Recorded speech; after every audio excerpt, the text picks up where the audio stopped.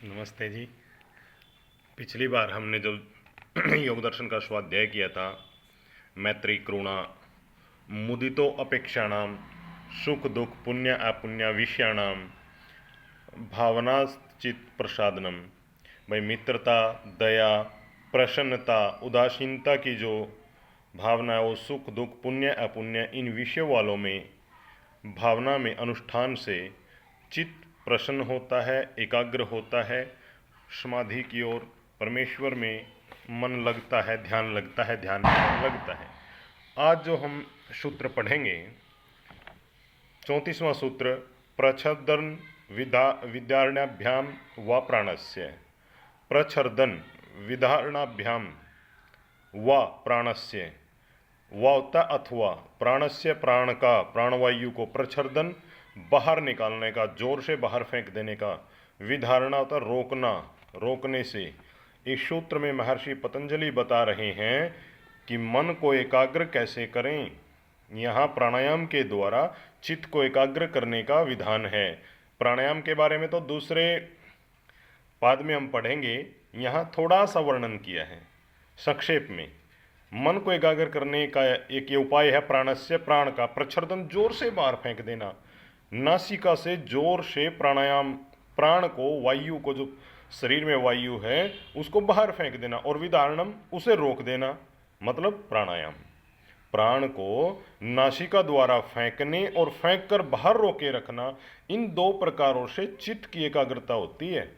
जैसे वायु या जो प्राण है हमारे, उनको हमने धक्का मारकर बाहर फेंक दिया, ऐसे ही बाहर फेंक दे और यथाशक्ति अपनी जितनी शक्ति है, जितना सामर्थ्य है, अपनी क्षमता है, उसके अनुसार आप करके देख लीजिए। कभी आपके मन में कोई विचार घूम रहा है और आपका ध्यान का समय है, आप ध्यान करना चाहते हैं और वो सांसारिक विचार हट नहीं रहा, आप उसको हटाना चाहते हैं, वो हट नहीं रहा, बार बार वहीं घूम रहा है, तो उस समय ऐसा प्रयोग आप कर सकते हैं प्राणायाम वाला।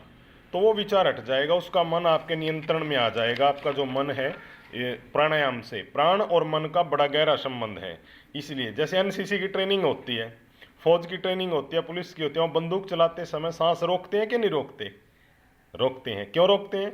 उससे निशाना ठीक चलता है, मन की एकाग्रता बढ़ जाती है, इसलिए वहाँ सांस को रोकना पड़ता है। तो जैसे सांस को रोकते हैं, वहाँ बाहर निशाना लगाते हैं, यहाँ अंदर निशाना लगाना है। बस बात तो एक ही है, यहाँ भी निशाना लगाना है, मन की एकाग्रता वहाँ भी चाहिए और मन की एकाग्रता यहाँ भी चाहिए। तो जैसे बाहर का निशाना लगाने के लिए बंदूक से वहाँ मन को रोकने के लिए प्राण को रोकते हैं, ऐसे ही यहाँ भी अंदर मन को रोकने के लिए प्राण को रोकना है। तो प्राणायाम करने से फिर मन एकाग्र हो जाता है और आप अपने मन में, ईश्वर में टिका सकते हैं अपने मन को। ये उपाय है उसका। प्राणायाम करने वाले जो साधक हैं, किसी विशेष गुरु से प्रशिक्षण लेकर ही अभ्यास करें, अन्यथा हानि हो जाती है।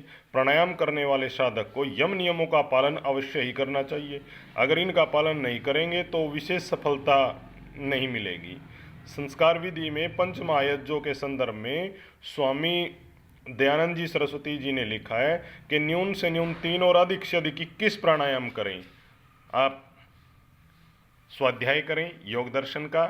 हम भी जैसा गुरुओं से सीख रहे हैं, हमारे पूज्य स्वामी विवेकानंद जी प्रिव्राजक, उनसे गजब का जो वर्णन है, वो योग दर्शन के बड़े गजब के, मैं कहूँ कि विद्वान हैं, उनकी जो शैली है उसी को हम प्रस्तुत कर रहे हैं। नमस्ते जी।